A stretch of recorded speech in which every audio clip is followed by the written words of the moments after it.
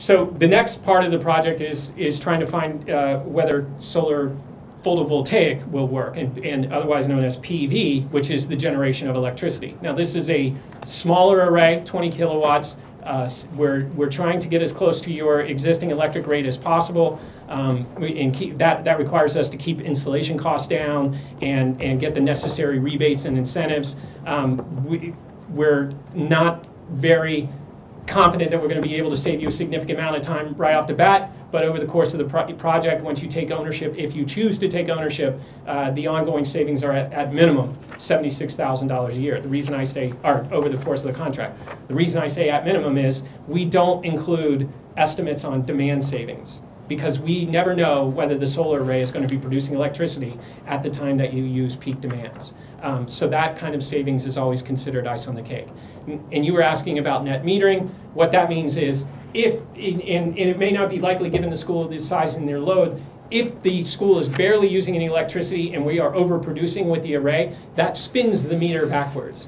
And by spinning the meter back, they say that because up until the digital meters came out, your meter would actually spin backwards. So if you have a spinning meter, I invite you to get a solar array just so you can watch the meter spin backwards, notwithstanding the expense. But understand that every time it spins back, it is crediting you. So you have to spin it forward before you get to zero. So like in certain circumstances, the real kind of holy grail of a solar array is that you get a zero electric bill over the course of the year. So on certain times of the year, you're over-generating, and other times of the year, you're under, but your credit gets used up. And the best way to think about it is day and night. At day, you're generating, and at night, you're using. So you could start at point 1, go backwards all day, and then go forwards all night, and then end up at point 1 the next day. And that's the concept of net metering. You need a much larger array to zero out the high school, but we're starting. That's all we can say. This, some people asked us to try and come up with this. This is a rough kind of sketch of the location where we're looking at. We would look at 3 rows. Yeah? If you could kind of keep the minutes down because of the amount of time. Oh, this is my last slide. Okay. And that's what it looks like, so there you go. How's that? And I'm done. Do we have any questions for the gentleman? Yes. I have a few questions. Can I ask? Yeah. Okay. My first question is, we have a facility study being proposed. When is that? Would that be done? So it could potentially be done by the end of the year as well? Okay. Now, I am not an expert on solar panels or anything like that, but I know that if you buy a computer, it's obsolete the next day. Is this type of technology similar to that? I mean, are there constant upgrades to this type of technology in which we would be behind the 8 ball in 10 years if we decided to purchase this equipment? There are constantly people trying to come up with different ways to generate electricity with silicon. And usually, and this is, you can just do an internet search to find out what's going on. They're trying to come up with ways to make it more efficient per square foot. And so what you're getting is smaller panels that are more efficient, that are not necessarily lowering the cost. And you're also getting creative ways to paint the panels. And so you hear about people developing solar paint and panels that you can put directly on glass or for some reason on paper. And that's what that was the latest discovery out of MIT. We're seeing some efficiencies in the lowering the amount of silicon it takes to make a panel, which is decreasing the cost. But essentially what you're looking at out there in the world today, the improvement has not been dramatic. And nor do we see the fundamental improvements being equally dramatic over the next 5 to 10 years. There's nothing even in the conception state today that would dramatically change the pricing in the next 4 or 5 years. If something comes along and at 10 years you decide, all right, well, we don't have the most efficient panels on the planet, but they're free. Because at the end of 10 years, you will have completed your arrangement with us, and but for the operations and maintenance costs, which amount to basically testing the strings once a year, cleaning them if they need to be cleaned to make sure that the output is optimal. There's really not a lot of ongoing maintenance costs. So going to a more efficient panel, you have to make up all the potential free energy that you would get for the remaining 25 years. What's interesting is the manufacturers will estimate that the life of the panel is 30 to 40 years. And the reason they won't go beyond that is because panels aren't failing yet. And so the ones that have been out for 10 and 20 years are still operating, and they have no way to gauge what actually the life is. So they will warrant them for 25 years of output, and then they'll tell you 30, 40 years, and it could be beyond that because we're not having a problem. The reason is there's really nothing to happen to them unless you do physical damage to the panels. Okay. We're currently heated by natural gas, is that correct? And I mean, my house is heated by oil, but I still need the power to run the pump in order to get the heat, right? Is our building the same way? Do we need power in order to get heat in our building? Yes. Okay, so if the power goes out, will this system provide heat to our building anyway? Yes. There are two systems. There's electricity and heat. If your power goes out and your generator kicks on, the solar collector will work. If the generator is powering your air handling units, then the collector will be working. So we still need power to our air handling units to get heat to our building, regardless of the solar panel system. I'm pretty sure. I haven't looked at the schematics of what your generator is carrying, but I would assume that one of the top things is HVAC. Okay, one more question. You said that our next step is final costing and feasibility study. What does that cost? It costs you nothing. Okay. And that's why we're here, because if we don't feel like you want to go forward within this compressed time frame, which again is being controlled by the overlapping of the incentives, we would like to know that. We'd be happy to work with you in the future. Right now we're trying to put our final portfolio together of projects that we're going to try and get in before the end of the year. And just, I'll take you very quickly through those incentives. We get a 30% tax credit in the form of a check delivered to us within 60 days. That goes to buy down the system. We get to depreciate 85% of the cost of the system in 1 year. And then we get to go get a state rebate. So by the end of that, you see that's the amount of money that we're using to compress into this 10-year power purchase agreement. At the end of the calendar year, the depreciation reverts back to 5 years, and the tax grant becomes a tax credit again. So that's why the overlapping allows us to get to that point. If you went out and bought it, you will get the state rebate, and that's it. You can't take depreciation, you can't get a tax credit. Okay, so do we have to commit the money before the end of the year in order for you to move into the next step?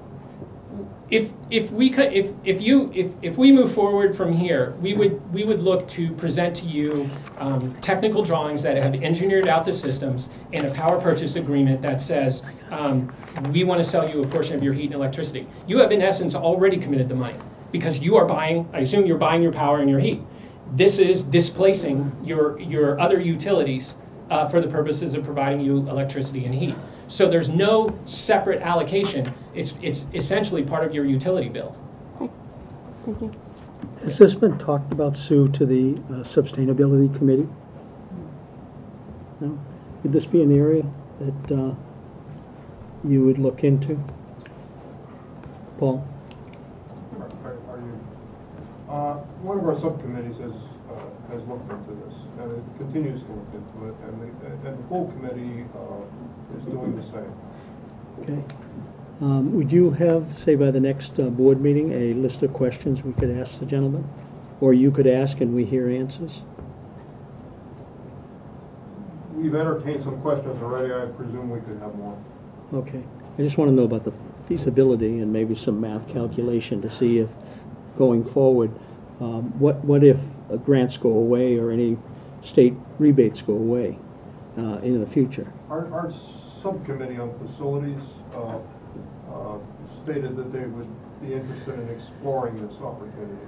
Okay. Okay. Yes. I have some questions. Sure. Unfortunately, I don't think anyone else except the board has this document. There's several tables here projecting savings and one of the cash flow. I'm pretty clear on the hot air savings table, and my understanding is that you would be charging us a rate. You know, you run the facility. The main benefit, and you would come up with the rate that you'd be charging us based upon the cost of natural gas. Is that correct? We use that as a target. The Right. ultimate driver of the rate is the rate's got to be high enough to pay for, you know, us putting together the system. Okay. We always talk about you know, obviously if it's not economically feasible on our side, Right. we're not going to be here. We've made that, you know, we've done that research. The next question is it economically feasible to you, and what metric do we use to make that determination? We understand the realities of the world, and we look at your existing fuel rate, and we say, all right, if it's the same cost as your existing, or it saves you 2, 5, 10%, let's see what it comes out to, and present that option to you. Okay. All right, because I think it's almost impossible. I mean, right now, natural gas is going down in price. Oil's going down right now based on current economics. So I think it's projecting out 30 years it seems impossible. That's one of, and I think your model, I don't know how you would take that into account. There's a lot of deviation if it's based upon that price. The other question I had was related to this one, you talk about the project cash flow. I wasn't clear on what this table was. And is this the cost that we would be paying to you for running the system? It's the cost to you as an entity. So Okay. if you're paying 15 cents a kilowatt and we're charging you 14.5 cents a kilowatt, the cash flow to the school is 1/2 cent for every kilowatt that you buy from us. Okay. Positive, because you're saving 1/2 cent per kilowatt. Okay. It's true. We can't estimate where natural gas is going to be in 30 Right. years. We've done our best to use kind of a regression analysis based on what historic costs are, taking out all the wild gyrations that are because of politically based, and then use the EIA data to come up with a rough estimate. So if I look at this for this cash flow, it's negative for the first 10 years. What does that mean? That means that right now, what we're doing is, if we can't get a certain type of depreciation benefit, the rate would be higher than your existing electric rate. Okay. And then the last table is about accumulated savings. I assume that's related to not the electrical aspects. It shows after 25 years, we would save $491,000. On both systems. Both systems. Yes. Okay, my other question is, is one option to look at just doing electricity and not the heat? Yes, And that's a smaller array. that's correct. Okay. My other question is, when you looked at our facilities, would you be able to meet all of our electrical needs? Like, what percentage of the electricity that we consume would you be able to generate? We could meet all of it. Okay, I It'd wasn't be clear a on that. Very big array. Like, you would not have Okay, any but sporting based events. on, the dinky little spot, we don't have a lot of land, right? No, you don't. So that's based on what land we have. You know what I'm saying? How much can we, you think we could get like 50% of our electricity covered, or? Not at the high school, no. And Okay. the only other way is to look at your roof. And Okay. these are this is the quickest, easiest installation to get started Well, under the existing I think this is important, because I think people don't have an idea of how much of this, what we're talking about, it sounds like, good, but we have to be realistic. We have constraints because of our land. That's right. And if we go into roofing, I'm sure there's a different analysis that you would be looking at. So we need to be realistic about how much we could really, generate, and that's something that I'm just trying to understand. So, and my last question was, your CO2 emission calculations, was that based upon oil or natural gas?